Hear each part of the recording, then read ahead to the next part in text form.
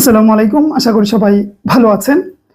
আপনাদের যদি মনে থেকে থাকে গত সপ্তাহ বা সর্বোচ্চ হলো 10 দিন আগে আমি আপনাদেরকে বলছিলাম যে আগামী কোন কোন নিয়োগ আসতে যাচ্ছে দ্রুত সময়ের ভেতরে। তার মধ্যে আমি বলছিলাম ঢাকা উত্তর সিটির একটি নিয়োগ আসতে যাচ্ছে। কয়েকটি নিয়োগের মধ্যে এটাও বলছিলাম যে আপনারা পেতে যাচ্ছেন।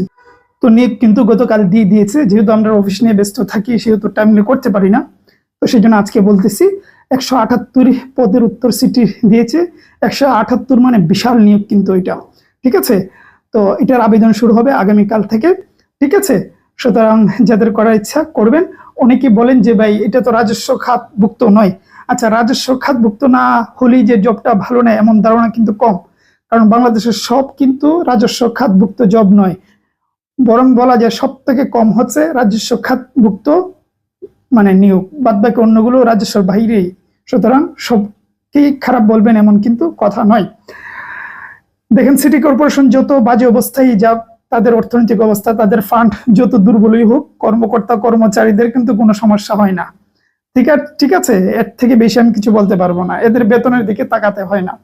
সুতরাং আপনি আরামসে এখানে আবেদন করবেন। আচ্ছা, অনেকগুলো পদ আছে, তার মধ্যে আমি বলি আমার ব্যক্তিগত দৃষ্টিভঙ্গি থেকে কোন পদটি সব থেকে আকর্ষণীয় আমার দৃষ্টিতে। রেভিনিউ সুপারভাইজার, এটা নেবে 15 জন, 14তম গ্রেড।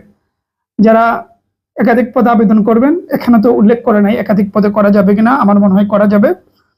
তারা প্রথমে রেভিনিউ সুপারভাইজারে দিবেন। এটা দুর্দান্ত একটা পদ, এটা নিয়ে আমি পরে কথা বলবো ডিটেলে, ঠিক আছে। এটা প্রথমে দিতে পারেন।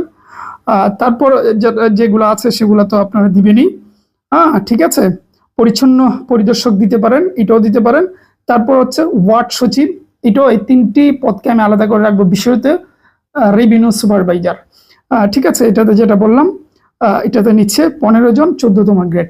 এই নিয়োগ ইতিমধ্যে আপনারা দেখে ফেলছেন, ওগুলো বলা আসলে আর দরকার নেই। আমি শুধু বলে দিলাম যে যে নিয়োগগুলো বলছিলাম আসবে সেগুলো আসতেছে।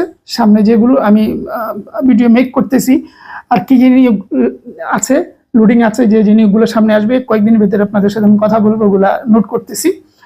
তো ইনশাল্লাহ সেগুলো যদি বলি দেখবেন সামনে ওগুলো পাবেন ইনশাল্লাহ। এইগুলো বিষয় আপনারা চোখ বন্ধ করে রাজস্ব খাত স্থায়ী না অস্থায়ী এগুলো মাথায় থেকে জেরে ফেলুন, ঠিক আছে। উত্তর সিটি কর্পোরেশনে আবেদন করে ফেলুন। কিছুদিন পর দক্ষিণ সিটিও আসতে যাচ্ছে। তো আপাতত যেটা 178 এটা বিশাল, সুতরাং আবেদন চোখ বন্ধ করে ফেলুন। এই হলো বিষয়। ভালো লাগলে চ্যানেলটি সাবস্ক্রাইব করে যাবেন, পেজ থেকে দেখলে পেজটি ফলো দিয়ে দিবেন।